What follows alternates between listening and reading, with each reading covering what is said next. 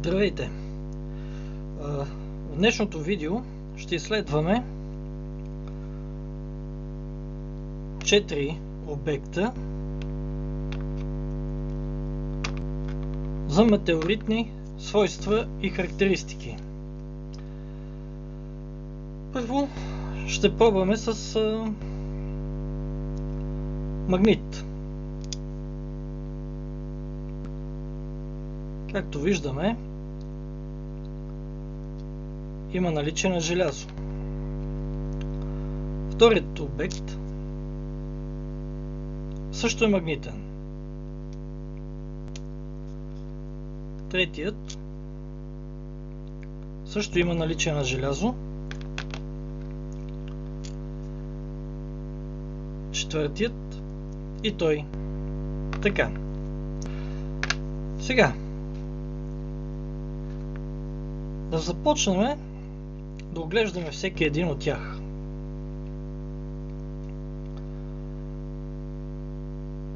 Тук виждаме една особена структура с едни малки дупчици.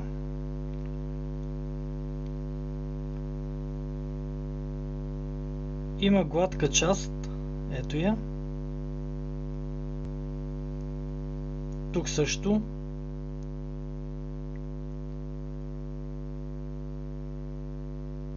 Тук има черна основа.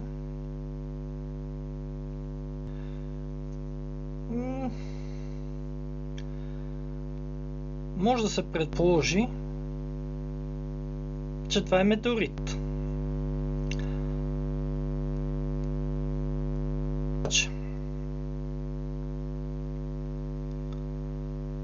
Тези малки отвори тук, и тук, и тук, и тук, и тук, както и тези повърхности тук от страна, ни говорят, че това е шлак.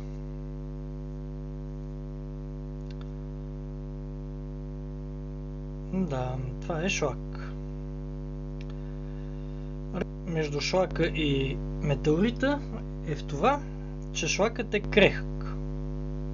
Разбира се, този шлак е по-тежък от 0,7, което му е характерното тегло, защото има повече метали в него. Но си остава шлак. Много лесно може да проверим това, без да замерваме относителното тегло. Просто взимаме едни обикновени клещи и отчупваме едно парче, където ни е удобно. Ето така.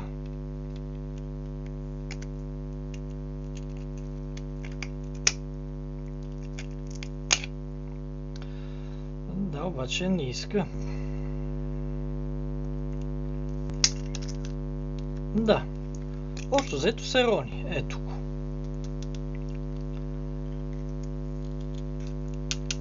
Това е шлак.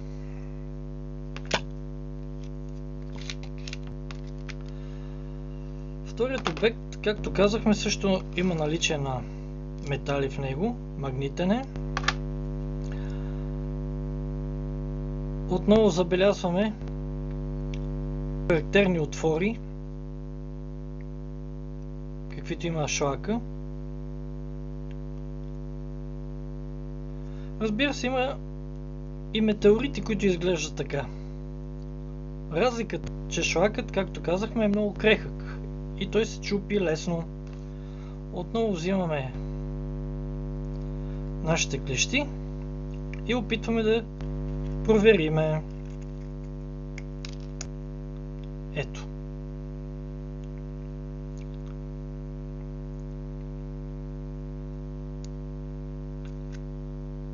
Това е шлак.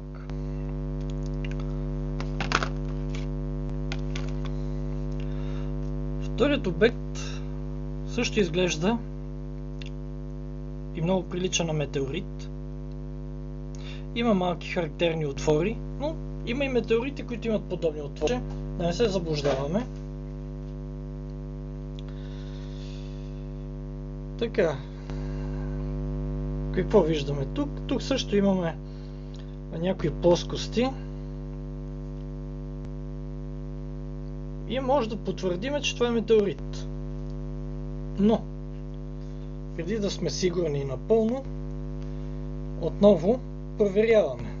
Избираме си едно крехко място, например, и се опитваме да го отчупиме.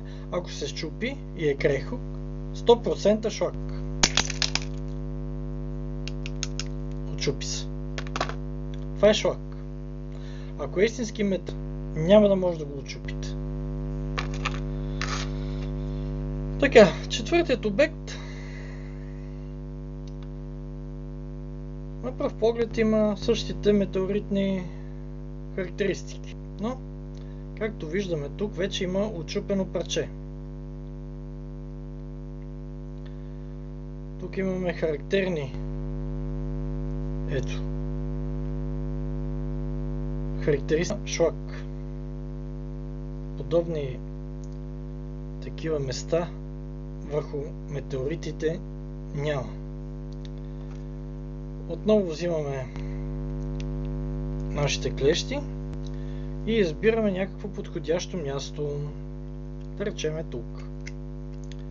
И ето, то се рони. Това също е шлак. Шлак, в който има повечето желязо, остатък от метеорологична промишленост, и на пръв поглед изглежда на метеорит, но си е шлак. Интересното е, че в района, където са намерени тези 4 обекта, няма метеорологична фирма или някакво метеорологично производство, но това не е чугун, това също не е чугун и 4-те обекта са шлак.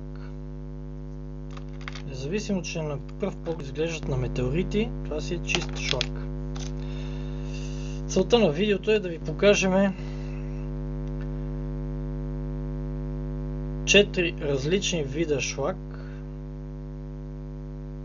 4 съвсем различни видове, с много различно съдържание на желязо в тях. Процентното съдържание е много различно в 4-те и много често се бъркат с метеорити. Но ето тук също виждаме дупчици. Ето тук. Не знам дали се вижда добре. Такива неща в метеоритите няма. Обикновено желязото в метеорита е по-плътно.